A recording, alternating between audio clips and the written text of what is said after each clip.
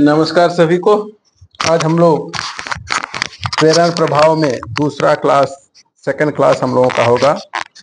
देखते हैं, कल की क्लास में हम लोगों ने प्लस आई इफेक्ट यानी धनात्मक प्रेरण प्रभाव प्रदर्शित करने वाले विभिन्न समूहों को देखा था। धनात्मक प्रेरण प्रभाव की प्रबलता पे हमने चर्चा किया था।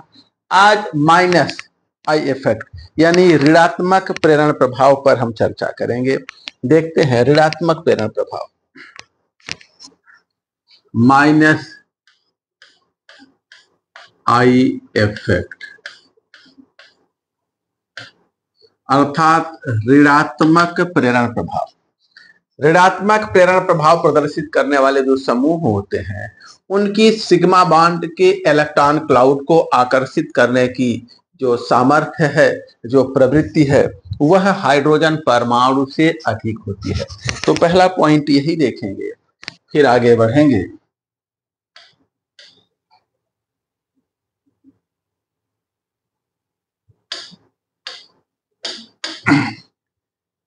ऋणात्मक प्रेरण प्रभाव प्रदर्शित करने वाले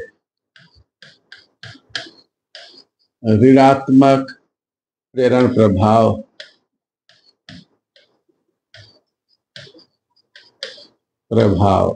प्रदर्शित करने वाले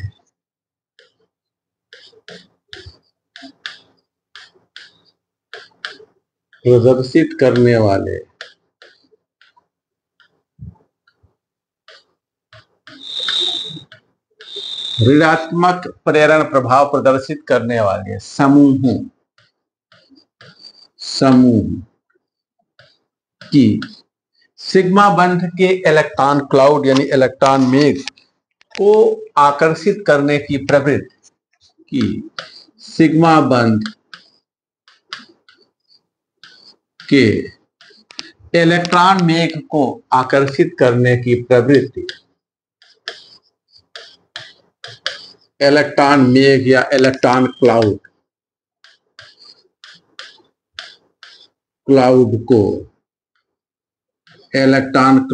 को आकर्षित करने की सामर्थ्य,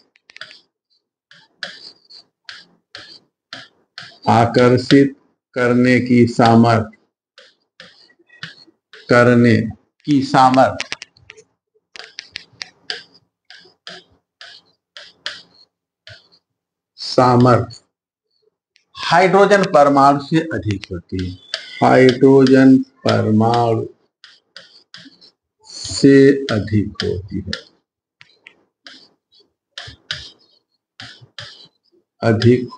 है। हाइड्रोजन परमाणु से अधिक होती है। ठीक है ना। तो सिग्मा ये जो है इनकी हाइड्रोजन परमाणु से अधिक होती है इलेक्ट्रॉन मेघ को अपनी तरफ आकर्षित करने की प्रवृत्ति।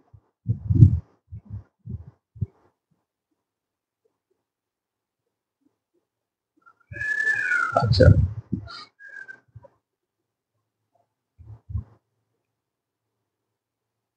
क्लियर हुआ? देखिए, कभी कभी नेटवर्क की प्रॉब्लम या कभी कभी हमारे मोबाइल उस पे कुछ आगे पीछे होने से प्रॉब्लम हो जाती है। क्लियर हुआ कि नहीं? देखिए, फिर आगे बढ़ते हैं। स्क्रीन क्लियर हुआ कि नहीं?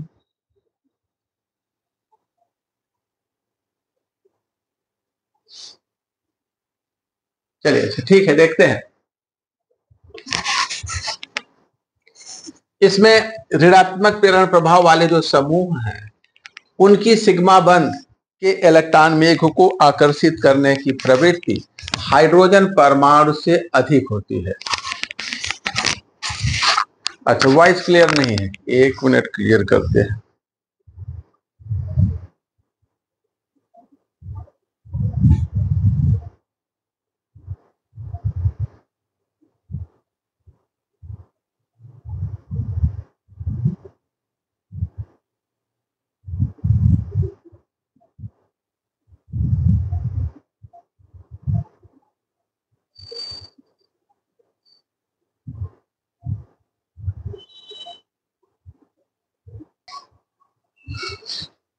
देखिए, इंडक्टिव माइनस आई इफेक्ट में मैंने बताया इलेक्ट्रॉन मेघ को अपनी तरफ आकर्षित करने की इसकी जो प्रवृत्ति होती है वह जो है इलेक्ट्रॉन मेघ को अपनी तरफ आकर्षित करने की प्रवृत्ति हाइड्रोजन परमाणु से अधिक होती है।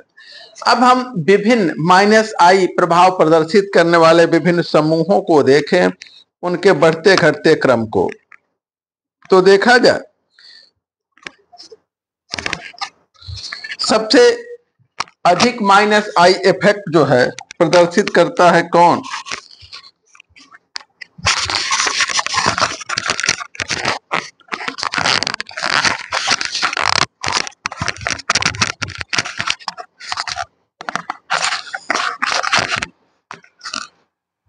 देख ली, सबसे अधिक माइनस आई प्रभाव प्रदर्शित करने वाला जो समूह है वो NH3 माइनस आई इफेक्ट सबसे ज्यादा NH3 प्लस, इसका माइनस आई प्रभाव सर्वाधिक होता है। इसके बाद नंबर आता है माइनस आई प्रभाव नाइट्रो है, सल्फोनिक है, साइनाइड है। इससे कम है NO2 का, ये क्रम आप लोगों को याद रखना है, ठीक है। सल्फोनिक ग्रुप का, फिर उससे कम है साइनाइड का, फिर इससे कम है एल्डिहाइड है, कीटोन है, कार्बोक्सिलिक एसिड है। इससे कम है एल्डिहाइड का, फिर इससे कम है कीटोन का, फिर इससे कम है कार्बोक्सिलिक एसिड का, फिर फ्लोरीन, क्लोरीन, ब्रोमीन, इन सब का नंबर आता है। अच्छा, एसिड के बाद एस्टर है, एमाइड है, COOR है। इसके बाद फिर है CONH2 है, एस्टर है, एमाइड है।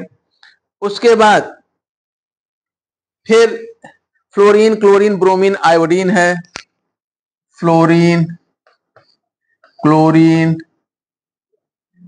फिर ब्रोमीन, फिर उसके बाद आयोडीन है, फिर उसके बाद CF3 है, फिर उसके बाद देखें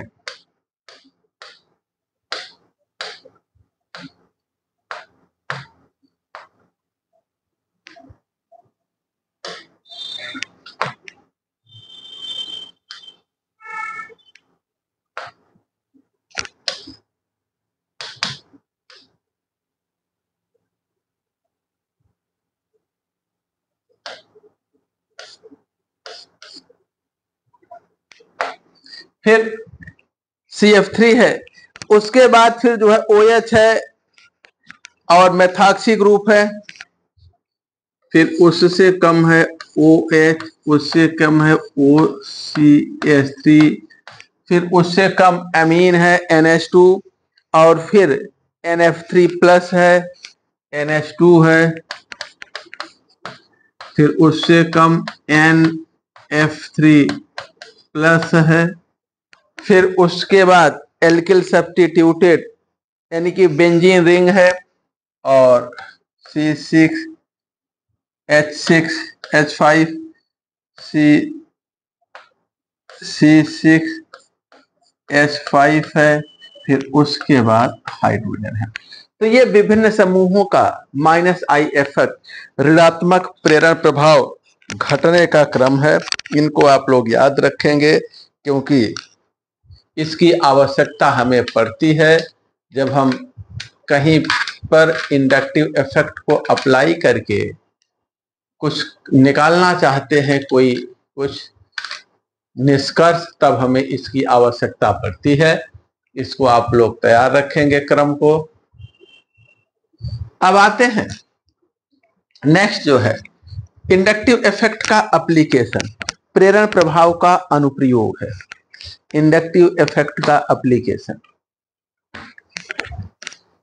मिटाया जाए। इंडक्टिव इफेक्ट का एप्लीकेशन, प्रेरण प्रभाव का अनुप्रयोग। प्रेरण प्रभाव का अनुप्रयोग,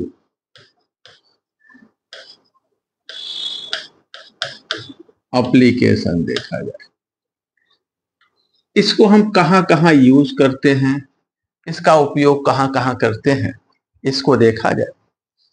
सबसे पहले देखते हैं इसकी व्याख्या। इसके आधार पर हम व्याख्या करते हैं एल्किल हैलाइड्स की अभिक्रियाशीलता का।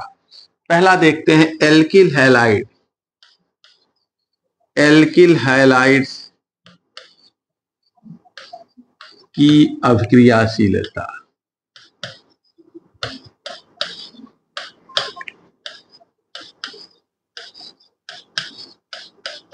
एल्किल हैलाइड की अभिक्रियाशीलता देखिए, अगर हम एल्किल हैलाइड्स को देखें, जैसे मेथाइल क्लोराइड है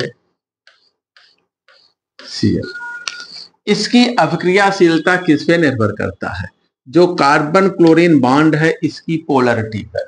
अगर यहां पर धनात्मक प्रेरण प्रभाव जुड़ा हुआ है कार्बन पर, तो यह इसके इलेक्ट्रॉन को आगे ढकेलेगा, इसकी पोलरिटी को बढ़ाएगा और अभिक्रियाशीलता भी बढ़ जाएगी। ठीक है ना।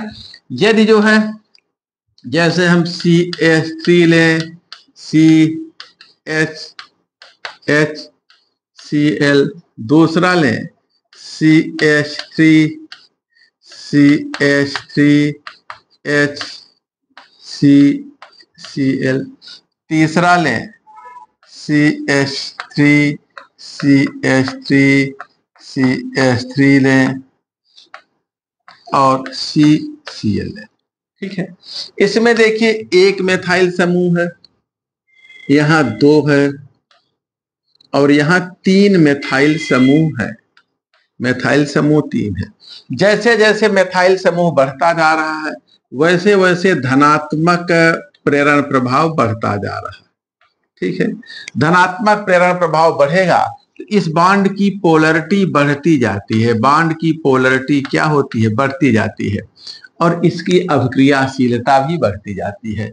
ये कम अभिक्रियाशील है और ये अधिक। जैसे जैसे हम ऊपर से नीचे आ रहे हैं, धनात्मक प्रेरण प्रभाव बढ़ने से बॉन्ड की पोलरिटी बढ़ती जा रही है। इलेक्ट्रॉन आगे की तरफ भागते जा रहे हैं, इलेक्ट्रॉन क्लाउड आगे की तरफ। ये जो है इस सिग्मा बॉन्ड के इलेक्ट्रॉन को आगे की तरफ ढकेलता है, जिससे जो है बॉन्ड की पोलरिटी बढ़ जाती है। जब बॉन्ड की पोलरिटी बढ़ जाती है तो इसकी अभिक्रियाशीलता भी बढ़ जाती है। यहाँ अभिक्रियाशीलता ऊपर से नीचे बढ़ती है क्योंकि धनात्मक प्रेरण प्रभाव बढ़ता है। यहाँ 1 प्लस आई इफेक्ट, यहाँ 2 है और यहाँ कितने हैं? 3 है। तो प्लस आई इफेक्ट, आई प्रभाव, धनात्मक प्रेरण प्रभाव बढ़ने के साथ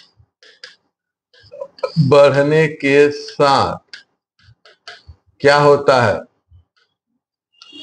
कार्बन क्लोरीन बॉन्ड की पोलरिटी बढ़ती है। कार्बन क्लोरीन बॉन्ड की पोलरिटी बढ़ती है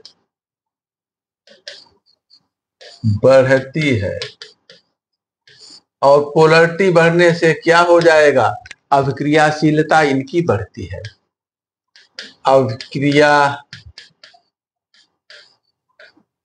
अभिक्रियाशीलता बढ़ती है। अभिक्रियाशीलता बढ़ती है। तो ध्यान देंगे, एल्किल हैलाइड्स की अगर हम अभिक्रियाशीलता को देखें तो 1 डिग्री हैलाइड से 3 डिग्री हैलाइड तक अभिक्रियाशीलता बढ़ती जाती है। ऐसा क्यों होता है? ऐसा जो है, धनात्मक प्रेरण प्रभाव बढ़ने से बॉन्ड की पोलरिटी बढ़ती है। बॉन्ड की पोलरिटी बढ़ती है तो अभिक्रियाशीलता भी बढ़ जाती है। दूसरा हम देखेंगे तो इंडक्टिव इफेक्ट के आधार पर हम इसको एक्सप्लेन करते हैं। दूसरा देखेंगे कार्बोक्सिलिक अम्ल की प्रबलता, स्ट्रेंथ ऑफ कार्बोक्सिलिक एसिड। तो दूसरा एप्लीकेशन देखते हैं, कार्बोक्सिलिक अम्ल की प्रबलता। मिटा दें, नोट कर लिए हैं?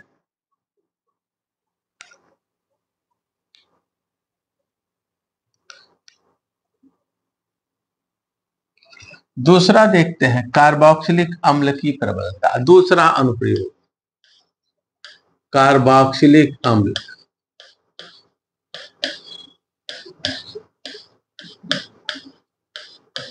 कार्बोक्सिलिक अम्ल की प्रबलता, अम्ल की प्रबलता,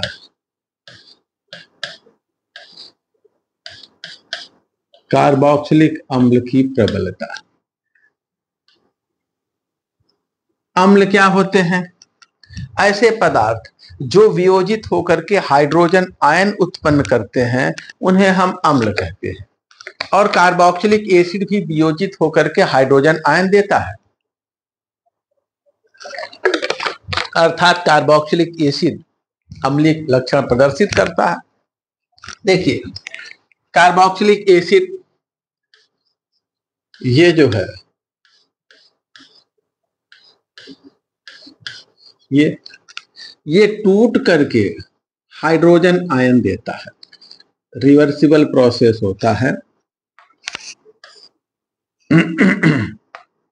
ये टूट करके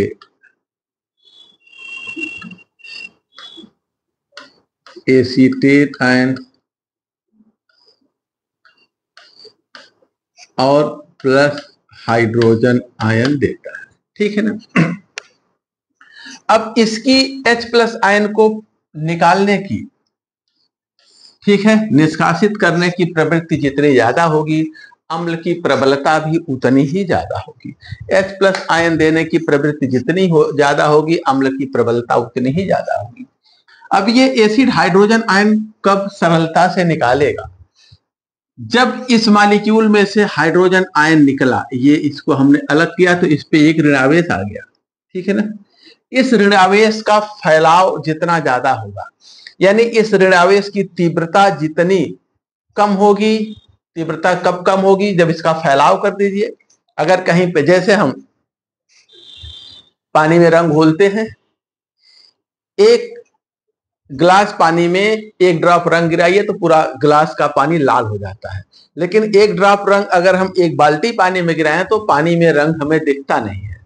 रंग तो उतना ही उसमें भी गिराया था, बाल्टी में भी, लेकिन रंग का फैलाव जब दूर तक हो जाता है तो उसकी तीव्रता क्या होती है? घट जाती है। ठीक इसी प्रकार से इस ऋणावेश का फैलाव अगर बढ़ गया, ऋणावेश यहां से यहां गया, यहां से यहां आया, और अगर इसका फैलाव बढ़ गया किसी तरीके से, इस ऋणावेश का फैलाव बढ़ गया, तब ऋणायन का स्थायित्व तो बढ़ जाता है। ऋणावेश का फैलाव बढ़ने से उसकी तीव्रता घट जाती है, ऋणावेश की तीव्रता घट गई तो ऋणायन का स्थायित्व तो बढ़ जाता है और अम्ल की प्रबलता भी बढ़ जाती है। फिर से ध्यान दें, किसी भी एसिड से एक हाइड्रोजन आयन, एसिड क्या होता है? जो हाइड्रोजन आयन उत्पन्न करते हैं। जब एसिड का मॉलिक्यूल हाइड्रोजन आयन को निष्कासित करता है, निकालता है, अलग करता है, तो उस पर एक ऋणावेश आ गया। अब इस ऋणावेश की तीव्रता जितनी कम होगी, इस ऋणायन का स्थायित्व उतना ज्यादा होगा और अम्ल की प्रबलता भी उतनी ही अधिक होगी। यदि इस ऋणावेश की तीव्रता ज्यादा है तो इसका स्थायित्व घट जाएगा और अम्ल की प्रबलता भी घट जाएगी। ऋणावेश की तीव्रता कब घटेगी? ऋणावेश की तीव्रता कब घटती है? जब इसका फैलाव हो जाए। ऋणावेश का फैलाव हो जाने से ऋणावेश की तीव्रता घट जाती है। ऋणावेश की तीव्रता घट गई तो इस ऋणायन की का स्थायित्व तो बढ़ जाता है और अम्ल की प्रबलता भी बढ़ जाती है। ठीक ठीक लिखने का समय देंगे तो एक लाइन पहले लिखते हैं। देखिए, अम्ल की प्रबलता किस पर निर्भर करती है? इस ऋणायन के स्थायित्व पर। ऋणायन का स्थायित्व जितना ज्यादा होगा अम्ल की प्रबलता उतनी ज्यादा होगी। अब ऋणायन का स्थायित्व किस पे निर्भर करता है? जो ऋणावेश आया है उसकी तीव्रता पर। ऋणावेश की तीव्रता जितनी कम होती है ऋणायन का स्थायित्व उतना ज्यादा होता है। तीव्रता कब घटेगी? जब इसका फैलाव हो जाए। जब इसका फैलाव हो जाए ना, जब ऋणावेश का फैलाव हो जाता है। तो एक लाइन लिखिए, अम्ल द्वारा प्रोटॉन उत्पन्न करने के बाद, अम्ल द्वारा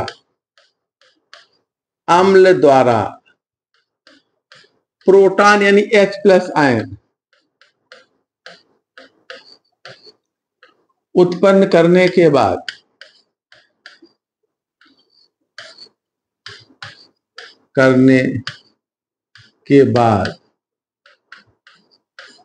प्राप्त ऋणायन, प्राप्त ऋणायन, ऋणायन पर ऋणावेश की तीव्रता जितनी अधिक होती है, या हम कहें ऋणावेश की तीव्रता घटने पर, घटने पर, ऋणावेश की तीव्रता घटने पर ऋणायन का स्थायित्व बढ़ता है, ऋणायन का स्थायित्व बढ़ता है, ऋणायन का स्थायित्व बढ़ता है।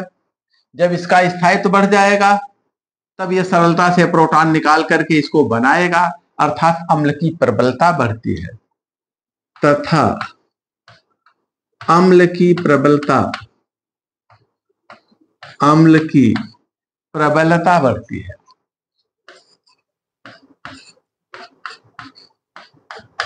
प्रबलता बढ़ती है,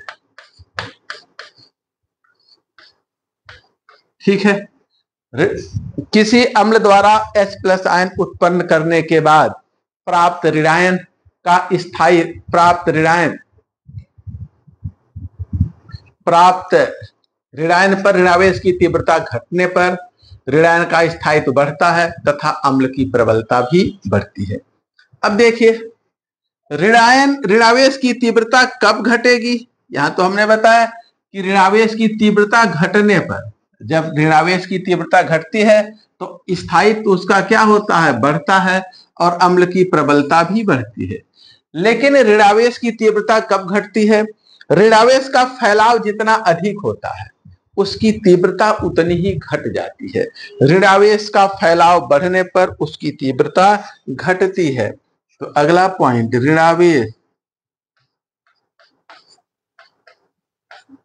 ऋणावेश का फैलाव बढ़ने पर, फैलाव बढ़ने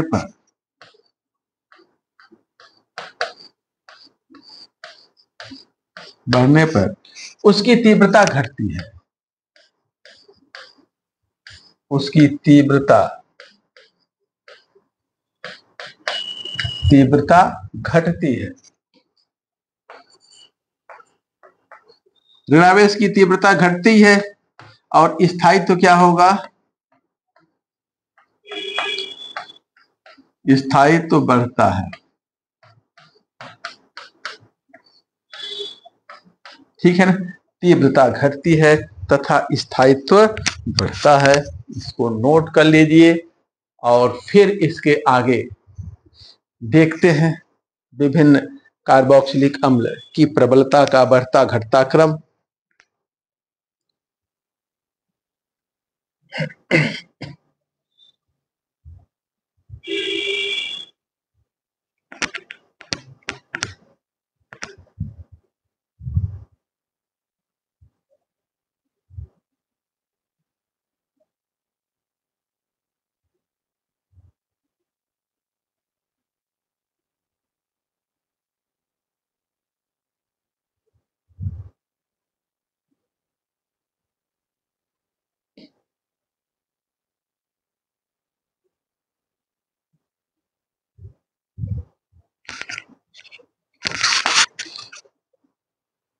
चले, लिख चुके हैं आप लोग, आगे बढ़ा जाए।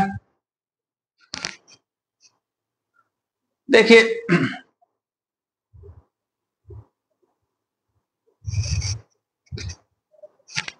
अब एग्जाम्पल देखते हैं।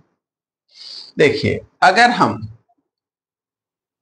उदाहरण कुछ देखें, सबसे पहले हम HCOOH लें, फिर CH3COOH लें, फिर CH3CH2COOH, CH3CH2CH2COOH। ये हमने 4 एसिड लिया है। फॉर्मिक एसिड है, एस्टिक एसिड, प्रोपेनोइक और ब्यूटेनोइक एसिड है। इनकी प्रबलता, कौन सबसे प्रबल अम्ल होगा, कौन दुर्बल अम्ल होगा, ये आप लोगों को बताना है। इसकी प्रबलता, ठीक है, अम्ल की प्रबलता अगर देखा जाए तो किसकी ज्यादा होगी, किसकी कम, बोलिए भाई।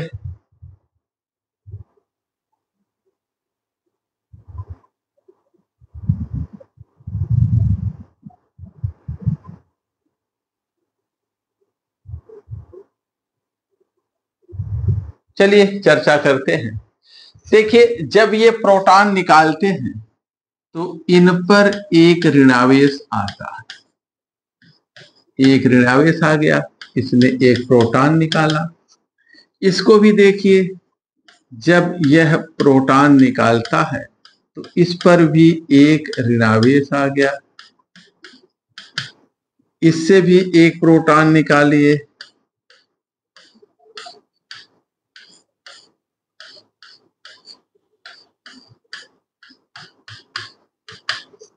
इससे भी एक प्रोटॉन निकाला जाए,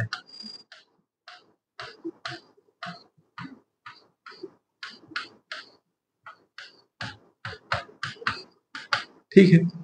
सबसे हमने एक एक प्रोटॉन निकाल दिया।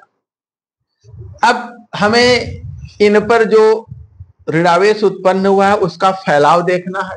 फैलाव के आधार पर हमें इनकी स्थायित्व की तुलना करनी है। यहां देखिए, कोई धनात्मक प्रेरण प्रभाव वाला समूह नहीं जुड़ा है। यहाँ एक कार्बन का प्लस आई इफेक्ट है, यहाँ दो कार्बन का प्लस आई इफेक्ट है, यहाँ एक दो तीन कार्बन का। हमने कल देखा था कि जैसे जैसे एल्किल ग्रुप में कार्बन परमाणुओं की संख्या बढ़ती है वैसे वैसे उनका धनात्मक प्रेरण प्रभाव बढ़ता है, प्लस आई इफेक्ट बढ़ता है।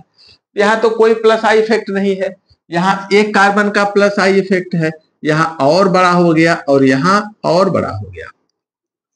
तो हम जब ऊपर से नीचे आ रहे हैं तो प्लस आई इफेक्ट बढ़ रहा है, प्लस आई इफेक्ट बढ़ रहा है तो इस बॉन्ड का इलेक्ट्रॉन कार्बोक्सिल ग्रुप की तरफ ढकेला जा रहा है ना। ये बॉन्ड का इलेक्ट्रॉन क्लाउड इसी पर आ रहा है, अर्थात इस पर जब इलेक्ट्रॉन का घनत्व बढ़ जाएगा तो ऋणावेश की तीव्रता बढ़ जाएगी। ऋणावेश की तीव्रता बढ़ जाएगी तो इसका स्थायित्व घट जाएगा। ये क्या हो जाएगा, प्लस आई इफेक्ट अधिक होने की वजह से ऋणावेश की तीव्रता बढ़ गई और ये लेस स्टेबल होगा। लेस स्टेबल होगा तो ये क्या होगा, फिर वीक एसिड होगा। वीक एसिड दुर्बल अम्ल होगा। जब ऋणायन लेस स्टेबल होता है तो अम्ल की प्रबलता कम होती है। यहाँ पर कोई प्लस आई इफेक्ट नहीं है, इलेक्ट्रॉन ढकेलने वाला कोई समूह नहीं है। जब इलेक्ट्रॉन क्लाउड इस पे आ नहीं रहा है तो इस पर ऋणावेश की तीव्रता कम होगी और ये मोर स्टेबल होगा। जब ये मोर स्टेबल, क्योंकि कहीं से इस पर इलेक्ट्रॉन नहीं आ रहा है तो ये मोर स्टेबल होगा। इलेक्ट्रॉन में कहीं से ढकेल के इस पे बढ़ाए नहीं जा रहे हैं, मोर स्टेबल होगा तो ये स्ट्रांग एसिड होगा। क्लियर है? अगर किसी को डाउट हो तो बताए।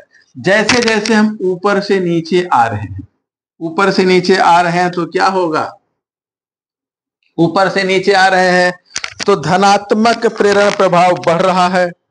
धनात्मक प्रेरण प्रभाव बढ़ने से ऋणायन पर जो ऋणावेश है उसकी तीव्रता बढ़ रही है। ऋणावेश की तीव्रता बढ़ने से ऋणायन का स्थायित्व घटता है तथा अम्ल की प्रबलता घटती। ऋणायन का स्थायित्व घटता जा रहा है, अम्ल की प्रबलता भी घटती जा रही है। तो ऊपर से नीचे आने पर, हम जब नीचे आ रहे हैं तो प्लस आई इफेक्ट, धनात्मक प्रेरण प्रभाव बढ़ता है, धनात्मक प्रेरण प्रभाव बढ़ता है। प्लस आई इफेक्ट बढ़ने से क्या हो जाता है, ये क्या करता है, इलेक्ट्रॉन को आगे की तरफ ढकेलता है तो इस पर आंशिक धन आवेश आता है और जितना आंशिक धन आवेश आया इस पर उतना ऋणावेश आ जाता है।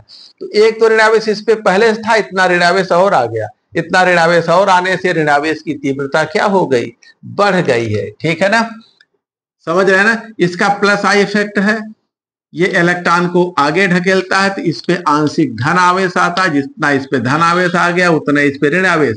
एक ऋण आवेश यहाँ ऑलरेडी था, इतना और आ गया, तो ऋण आवेश की तीव्रता क्या हो जाती है, बढ़ जाती है। माइनस आई इफेक्ट बढ़ता है, प्लस आई इफेक्ट बढ़ने से क्या होता है, ऋणावेश की तीव्रता, ऋणावेश की तीव्रता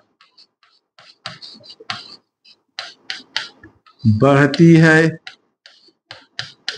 ऋणावेश की तीव्रता क्या होती है, बढ़ती है। ऋणायन का स्थायित्व घटता है।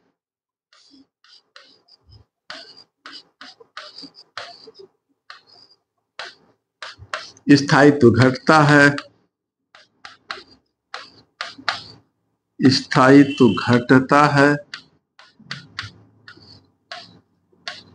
ऋणायन का स्थायित्व घटता है तो अम्ल की प्रबलता क्या होती है, घटती है। अम्ल की प्रबलता घटती है।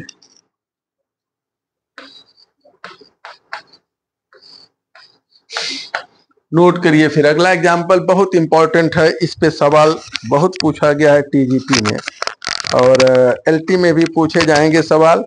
तो इस टॉपिक, इसका एप्लीकेशन इंपॉर्टेंट है हमारे लिए।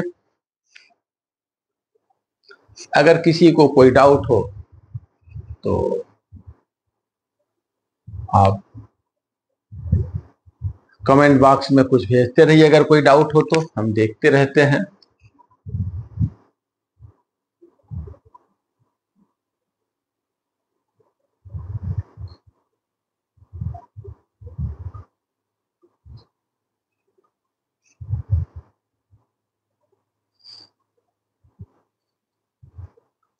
अगला आते हैं,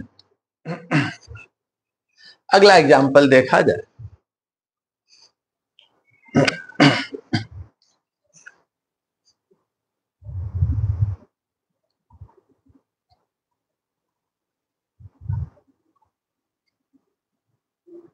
मिटा दे। देखिए अगला एग्जाम्पल, CH3COOH, CH3ClCOOH, CHCl2COOH और CCl3COOH।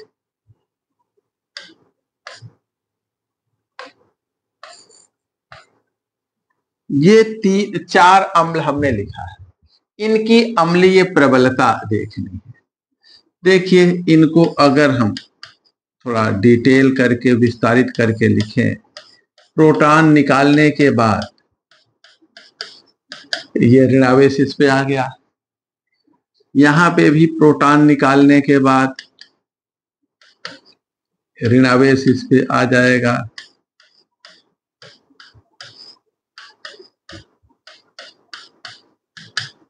यहां पे भी प्रोटॉन निकालने के बाद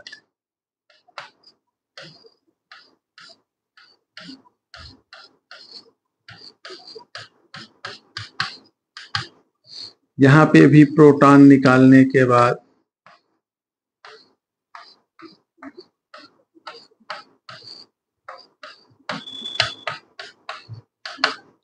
हमने प्रोटॉन निकाला, ऋणावेश आ गया। इस पर देखिए, इस पर सारे के सारे हाइड्रोजन हैं, इसका केवल प्लस आई इफेक्ट है। इस कार्बन पर कोई माइनस आई इफेक्ट नहीं जुड़ा है, लेकिन इस कार्बन पर एक माइनस आई इफेक्ट जुड़ा है, इस पर दो माइनस आई इफेक्ट जुड़ा है और इस पर कितने हैं, तीन माइनस आई इफेक्ट ऋणात्मक प्रेरण प्रभाव जुड़े हैं। ऋणात्मक प्रेरण प्रभाव होने से इस पर आंशिक ऋण आवेश, इस पर जो है आंशिक ऋण आवेश आ जाता है, आंशिक ऋण आवेश। और जितना इस पर ऋण आवेश आएगा इस पर उतना क्या होगा, आंशिक धनावेश आ जाएगा। यहाँ दो माइनस आई इफेक्ट है, दोनों पे आंशिक ऋण आवेश, इस पर उतना ही दो ठो आंशिक धन आवेश आ जाएगा। इस पर देखिए तीन माइनस आई इफेक्ट है, तीन ठो है, तीन है, इस पर तीन जो है धनात्मक 3 आ जाएगा। तो ये जो धनावेश है जिस ग्रुप पर ऋणावेश है उसी पे आता है, तो ये इसकी तीव्रता को थोड़ा सा कम करेगा। यहाँ 2 धनावेश है, इसकी तीव्रता को और ज्यादा, यहाँ 3 आंशिक धनावेश है, इसकी तीव्रता को और ज्यादा घटा देंगे। तो जब ऋणावेश की तीव्रता इन आंशिक धनावेशों के आने के कारण जब ऋणावेश की तीव्रता घटती है तो इसका स्थायित्व क्या होता है, बढ़ जाता है और अम्ल की प्रबलता बढ़ जाती है। तो ये जो है लेस स्टेबल है, ये वीक एसिड है, एसिड, और ये मोर स्टेबल है तो ये क्या हो जाएगा, स्ट्रांग एसिड। ठीक है ना, इसको ध्यान देंगे। जैसे जैसे तो माइनस आई इफेक्ट जो है, अगर कार्बोक्सिल समूह पर माइनस आई इफेक्ट जुड़ा है तो अम्ल की प्रबलता बढ़ जाती है, और अगर प्लस आई इफेक्ट जुड़ा है तो अम्ल की प्रबलता घट जाती है।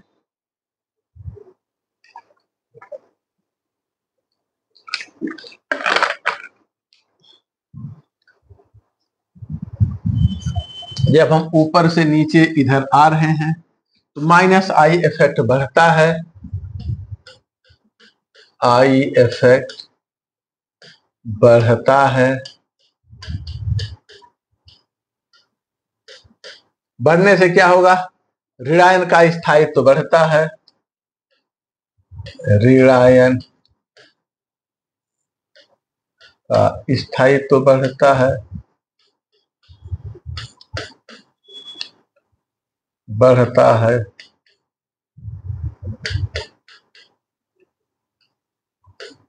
इससे क्या होगा, अम्ल की प्रबलता बढ़ती है, प्रबलता बढ़ती है,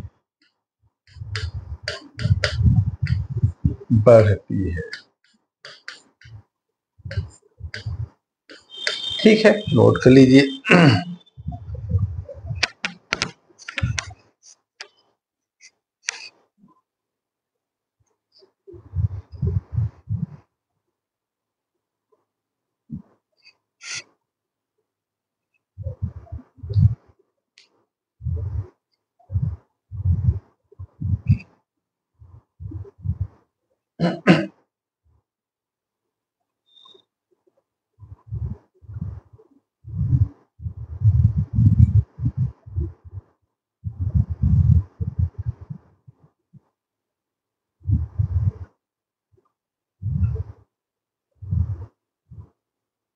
अब आते हैं, हम लोगों ने ये देखा कि जैसे जैसे कार्बोक्सिल ग्रुप, अगर कार्बोक्सिल ग्रुप पे प्लस आई इफेक्ट बढ़ता है तो यदि कार्बोक्सिल ग्रुप पर प्लस आई इफेक्ट बढ़ता है तो अम्ल की प्रबलता घटती है, और अगर माइनस आई इफेक्ट बढ़ता है तो अम्ल की प्रबलता बढ़ती है। एक लाइन इसी को फाइनली लिख लेते हैं। देखिए, प्लस आई इफेक्ट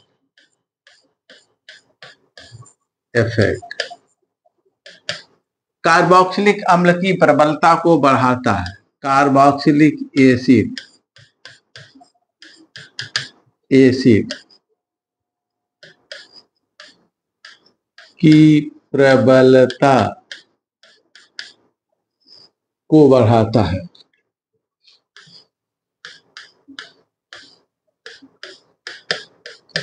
बढ़ाता है, और अम्ल की प्रबलता को घटाता है। प्लस आई इफेक्ट घटाता है, अम्ल की प्रबलता को घटाता है। ठीक है, और माइनस आई इफेक्ट कार्बोक्सिलिक अम्ल की प्रबलता को बढ़ाता है, कार्बोक्सिलिक अम्ल एसिड की प्रबलता को घटाता है, बढ़ाता है, प्रबलता को बढ़ाता है।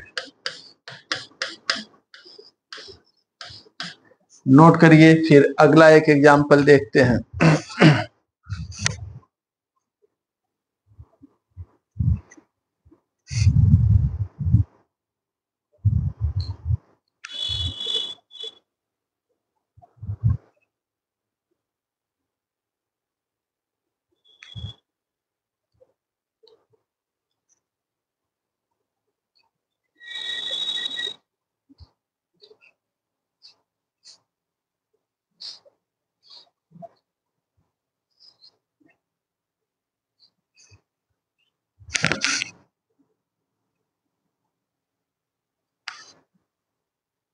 अगला देखते हैं नेक्स्ट एग्जाम्पल।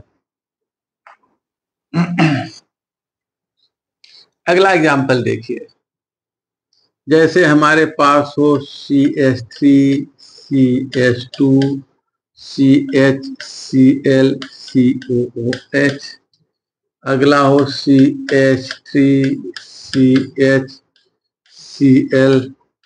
CH2 COOH, फिर अगला है CH2 Cl CH2 CH2 COOH। ठीक है, इसमें देखिए हमने बताया माइनस आई इफेक्ट की प्रबलता जितनी अधिक होगी, अम्ल की प्रबलता भी उतनी ही अधिक होती है। तो देखिए इसमें सब में क्लोरीन ही जुड़ा है, सभी में क्लोरीन जुड़ा है ना, क्लोरीन सब में जुड़ा है। अब जब सब में क्लोरीन जुड़ा है तो माइनस आई इफेक्ट तो सबका समान है, लेकिन इस माइनस आई इफेक्ट की प्रबलता इस पे अगर हम देखें तो जैसे जैसे हमने बताया था कि जैसे जैसे दूरी बढ़ती जाती है, जो प्रेरण प्रभाव है, प्रेरण प्रभाव की तीव्रता क्या होती है, कम होती जाती है।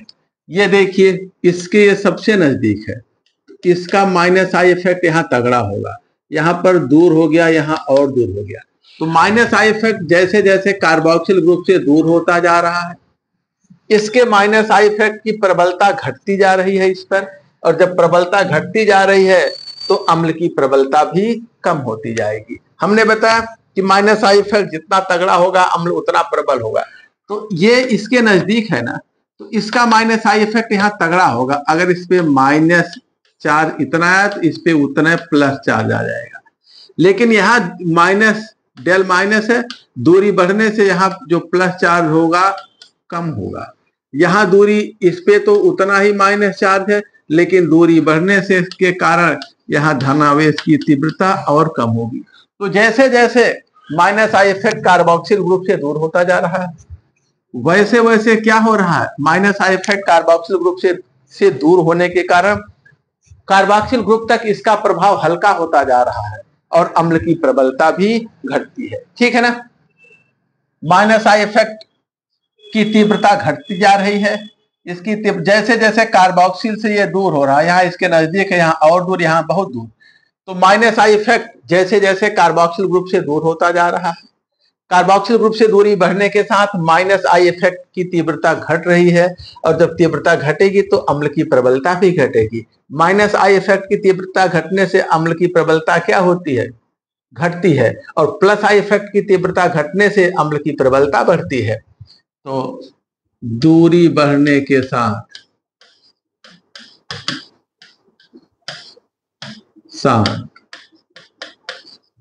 क्या होता है, माइनस आई प्रभाव की प्रबलता, माइनस आई प्रभाव की प्रबलता क्या होती है, घटती है, दूरी बढ़ने के साथ घटती है। ठीक है, जब प्रबलता घटती है तो अम्ल की प्रबलता भी घटती है, अतः अम्ल की प्रबलता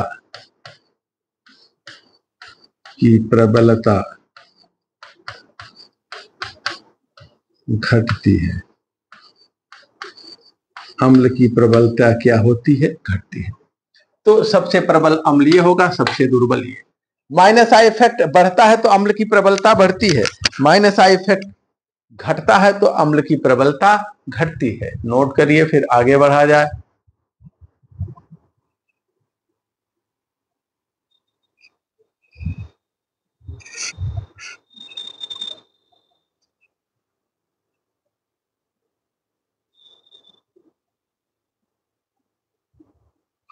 अगला उदाहरण देखिए। अगला एक एग्जाम्पल दो चार ऐसे लिख देते हैं जिनमें हम minus I plus I effect का कंपैरिजन करने में थोड़ी दिक्कत होती है, तो हम उनकी अम्ल की प्रबलता लिख देंगे, तो हम सरलता से उनको याद रखेंगे, तो क्वेश्चन आने पर कर लेंगे। एक सवाल और देखिए, फिर आगे बढ़ते हैं। अगर हम ये डाइकार्बोक्सिलिक एसिड है, अगला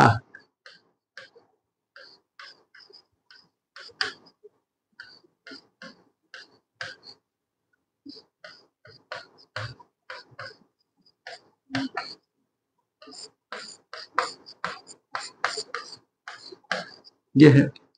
तो इसमें अम्लीय प्रबलता देखिए, दो कार्बोक्सिल ग्रुप है, कार्बोक्सिल ग्रुप का माइनस आई इफेक्ट होता है। सब इसका जो माइनस आई इफेक्ट होगा वो इसकी एसिड स्ट्रेंथ को बढ़ाएगा, इसका माइनस आई इफेक्ट इसकी एसिड स्ट्रेंथ को, और इसका माइनस आई इसकी। तो एक कार्बोक्सिल ग्रुप का जो माइनस आई इफेक्ट है वह दूसरे कार्बोक्सिल ग्रुप की प्रोटॉन देने की प्रवृत्ति को बढ़ाता है, यानी अम्लीय प्रबलता को बढ़ाता है। तो ये देखिए दोनों एकदम नजदीक है ना, इसका जो माइनस आई इफेक्ट है वो यहाँ बहुत तगड़ा होगा। यहाँ दूरी बढ़ने के कारण इसका जो माइनस आई इफेक्ट है यहाँ थोड़ा वीक होगा। यहाँ दूरी और बढ़ने के कारण इसका जो माइनस आई इफेक्ट होगा यहाँ बहुत ही वीक होगा।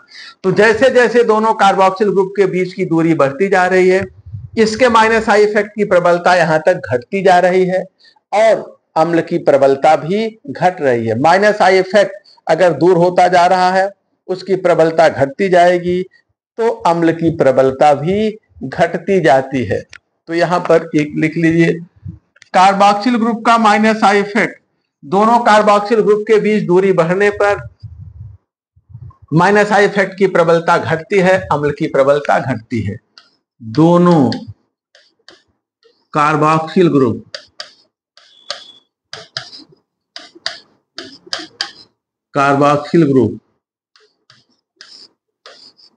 दोनों कार्बोक्सिल ग्रुप के बीच की दूरी बढ़ने पर क्या होता है, माइनस आई प्रभाव की तीव्रता घटती है, माइनस आई प्रभाव की तीव्रता घटती है। जब तीव्रता घटती है तो अम्ल की प्रबलता भी घटती है, अम्ल की प्रबलता भी घटती है। ठीक है, तो ये सबसे स्ट्रांग होगा क्योंकि माइनस आई इफेक्ट इसके नजदीक है, और ये वीक होगा क्यों, क्योंकि माइनस आई इफेक्ट इससे बहुत दूर है। नोट कर लीजिए, फिर अगला देखते हैं।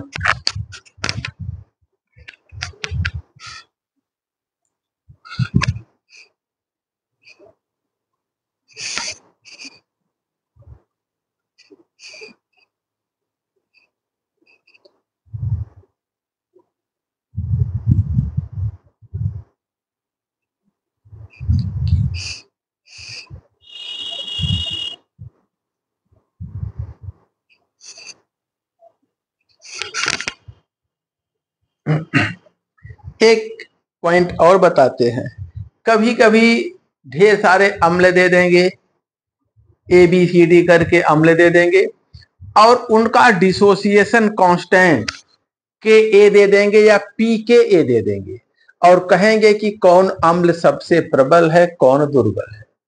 इस तरह से पूछ देते हैं। यद्यपि तो उसको भी थोड़ा सा यहाँ चर्चा कर लें, ताकि इस तरह का कोई प्रश्न आता है तो हम उसको टैकल कर लेंगे। बेटा देखिए, कभी कभी मान लें हमारे पास कई एसिड हैं, ए एच है, बी एच है, सी एच है और डी एच है। ये चार एसिड है, A H B H C H D H. इनका के ए दे रखा है, के ए वन, के ए टू, के ए थ्री, के ए फोर।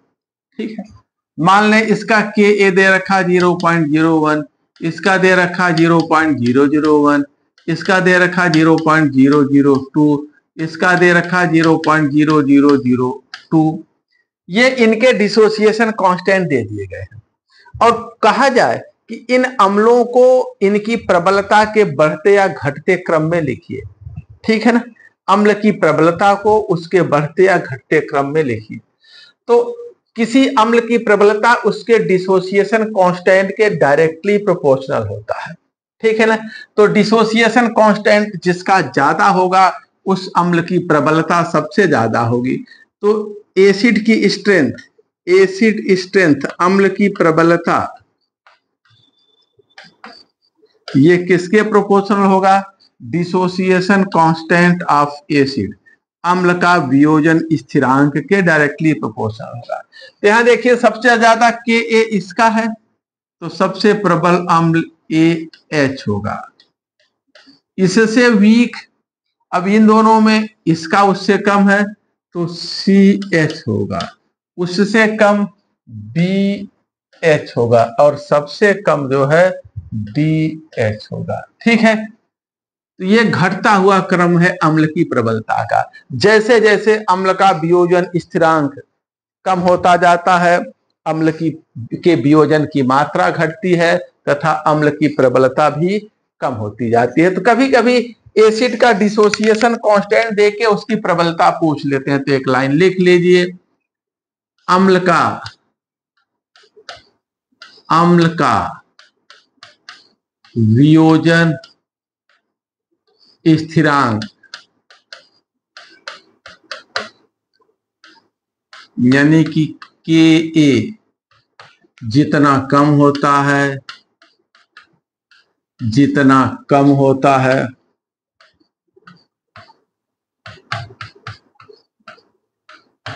उसकी प्रबलता उतनी ही कम होती है, उसकी प्रबलता उतनी ही कम होती है, उसकी प्रबलता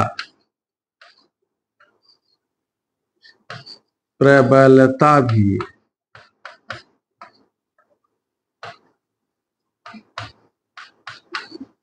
उतनी ही कम होती है।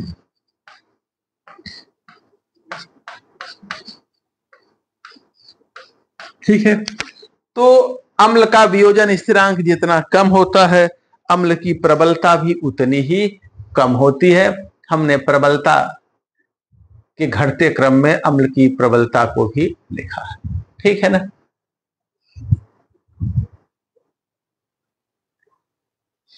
अब देखिए एक अगला कांस्टेंट हम पी के ए यूज करते हैं। के ए न दे के पी के ए दे दिया जाए तब क्या करेंगे? तो देखते हैं के ए और पी के ए में क्या संबंध है, उसी के अनुसार हम अम्ल की प्रबलता को देखते हैं।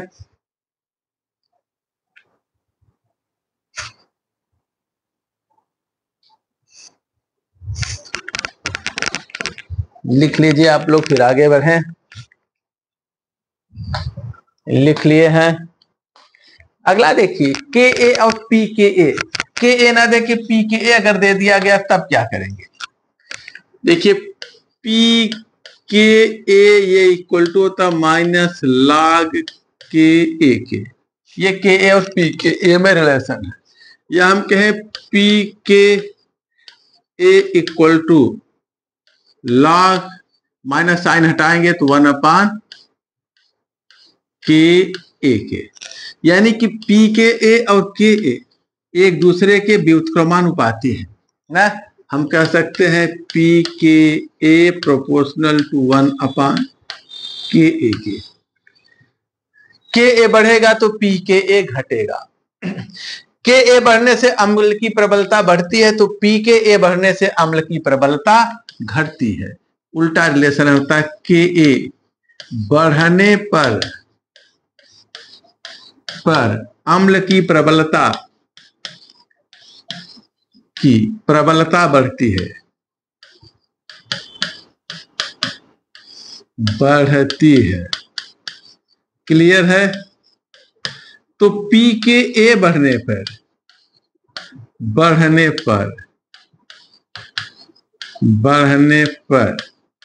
अम्ल की प्रबलता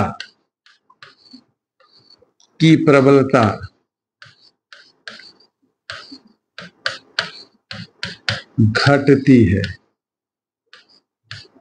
अम्ल की प्रबलता घटती है। ठीक है ना, ध्यान देंगे। के ए बढ़ रहा है तो अम्ल की प्रबलता बढ़ रही है, पी के ए बढ़ता है तो अम्ल की प्रबलता घटती है, क्योंकि ये बढ़ेगा तो अपने आप घटेगा, दोनों में व्युत्क्रमानुपात है। तो यदि किसी अम्ल का के ए या पी के ए दे करके उसकी प्रबलता का बढ़ता घटता क्रम पूछा जाए तो आप इस आधार पर निष्कर्ष निकाल सकते हैं। इसको याद रखिएगा, नोट कर लीजिए, फिर आगे बढ़ते हैं।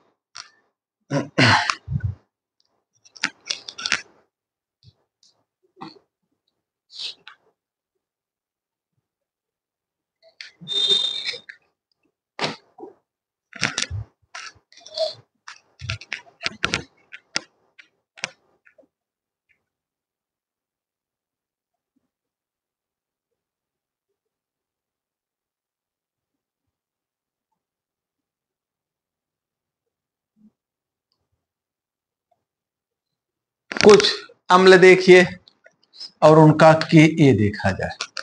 एसिटिक एसिड, एसिड और के ए इंटू 10⁵ की वैल्यू, एसिड और के ए में 10⁵ से मल्टीप्लाई कर दें तो के ए क्या होगा। देखिए पहला है एसिटिक एसिड, इसका के ए जो है इंटू 10⁵ आता है 1.8 आता है।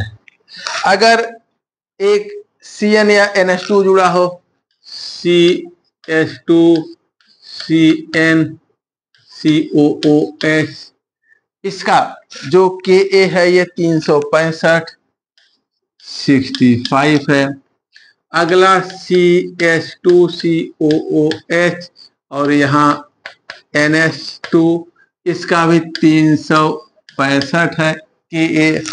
अगर यहाँ पे फ्लोरीन क्लोरीन ब्रोमीन आयोडीन जुड़ा हो, CH2 COOH, यहाँ पर फ्लोरीन है, CH2 COOH और यहाँ पर क्लोरीन है, तो इनका जो के ए है ये आ जाता है 217 155, 217 है 155 है, ठीक है। इसी तरह से अगर जो है यहाँ पर CH2 Br और COOH हो, CH2 I COOH हो, तो इनका जो डिसोसिएशन कांस्टेंट है 135 और 75 आ जाता है, ये हो जाता है 135 और 75। तो देखिए अगर इसमें पूछा जाए इनकी नंबरिंग कर दे 1 2 3 4 5 6 7, नंबरिंग कर दे, अम्ल की प्रबलता देखा जाए, इनका के ए सबसे अधिक है ना, तो दूसरे वाले अम्ल की प्रबलता और तीसरे की बराबर है, और इन दोनों से कम होगा इसका चौथे का, फिर इन दोनों से कम होगा चौथे का, चौथे से फिर ये पांचवें का, फिर इससे कम होगा छठे का, उससे कम होगा सातवें का, और सबसे कम होगा पहले का।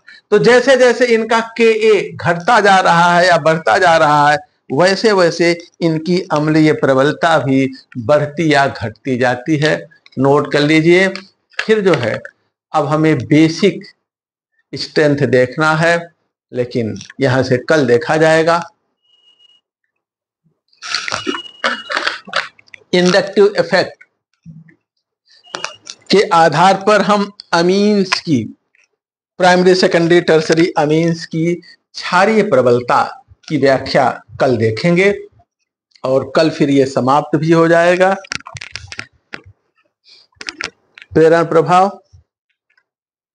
फिर रेजोनेंस, इसके सवाल देखेंगे, फिर रेजोनेंस इफेक्ट। कल प्रेरण प्रभाव खत्म हो जाएगा, इसके सवाल और रेजोनेंस, फिर रेजोनेंस इफेक्ट या मेजोमेरिक इफेक्ट कल शुरू करेंगे। नोट कर लीजिए। इसी पे समाप्त करते हैं।